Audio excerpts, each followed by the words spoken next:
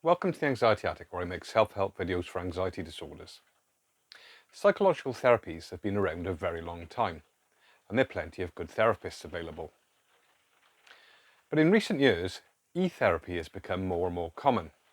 But is it any good? What are the advantages and disadvantages?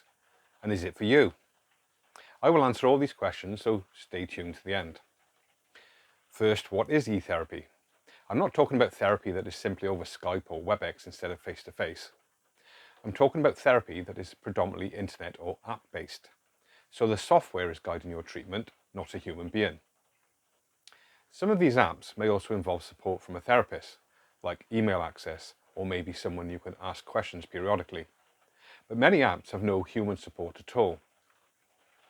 In some ways, these apps are similar to my channel. They include a lot of educational videos teaching you how anxiety works and how to use CBT-based tools that will help you reduce your anxiety. But the advantage of these apps is that they give you structure and guide you through overcoming your fears or anxiety at a pace that suits you based on your feedback and interaction with the software. They will also prompt or remind you to do the tasks like thought challenging, behavioural experiments, or graded exposure that I teach in my videos. One of the advantages of these therapy apps is that they are usually cheaper than seeing a therapist. And in the UK, depending on where you live, some free apps may be available. And there's no long waiting list like there often is to see a counsellor in the UK. Apps may be particularly suitable for people with social anxiety, as seeing a therapist might actually be anxiety-provoking itself. Sometimes, clients for whatever reason don't get along with their therapist. This may be down to something called transference, which I explain in my video Why Therapy Might Not Work, which I've linked above. But there is no risk of transference or just falling out with an app. So if you prefer to do things on your own or can't afford a therapist, or the wait is too long, e-therapy may suit you. But there are downsides to e-therapy. To know that an app is right for you, it really needs human intervention, like assessment or diagnosis, by a trained therapist. Otherwise, you may embark on a course of therapy that's completely unsuitable for you. Often a single anxiety disorder is accompanied by other anxiety disorders or other mental health issues, and it's very difficult for software to accommodate this. And if therapy is going very wrong, can you rely on software to spot it? One of the advantages of seeing a therapist is that they can give you words of encouragement or sympathy and understanding when you are struggling. It's very difficult for an app to do that, unless it has a therapist support option. Also, there are thousands of therapy apps available, and the quality of them varies, ranging from comprehensive courses written by experienced therapists to gimmicky apps which probably have had more input from marketing people than anyone with experience in psychology.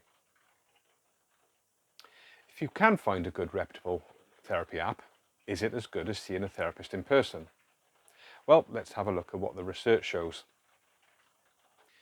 This review of literature on internet-based therapy said, ICBT is effective in the treatment and management of various psychiatric disorders, such as depression, GAD, social anxiety, panic disorder, phobias, addiction and substance use disorders, adjustment disorder, bipolar disorder, and OCD. The highly reputable Cochrane organisation said, therapist-supported ICBT appears to be an efficacious treatment for anxiety in adults. And this systematic review concluded that internet-based CBT and face-to-face CBT created equivalent overall effects in the treatment of anxiety disorders. So, therapy apps can be as effective as therapy, providing that it is a well-written app. But how do you know if a therapy app is good quality or not?